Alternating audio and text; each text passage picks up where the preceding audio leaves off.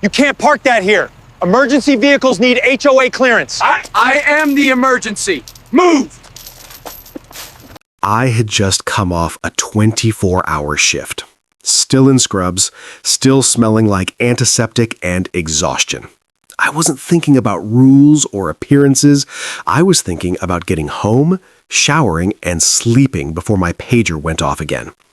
That's when the HOA stopped me. They stood at the entrance like they owned the road. Clipboard, vest, calm voices that don't understand urgency. They said overnight parking for non-residents wasn't allowed. They said my car didn't match the registry. They said unfamiliar vehicles posed a risk. I told them I lived there. They didn't believe me. I explained I was a doctor. I'm rarely home, that's why they didn't recognize my car. I said my patient load doesn't pause for HOA meetings. They repeated the rule. Then my phone rang. ICU number. A patient I'd operated on earlier had crashed. They needed me back, now.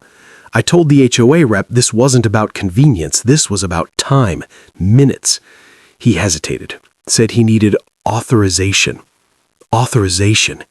I felt something snap, not anger, just clarity. I told him that while he waited for approval, someone's blood pressure was falling, someone's oxygen was dropping, someone's family was about to hear words they'd never forget. He looked past me, unsure. That's when the ambulance pulled up behind my car, lights flashing, siren off, but urgency written all over the crew's faces.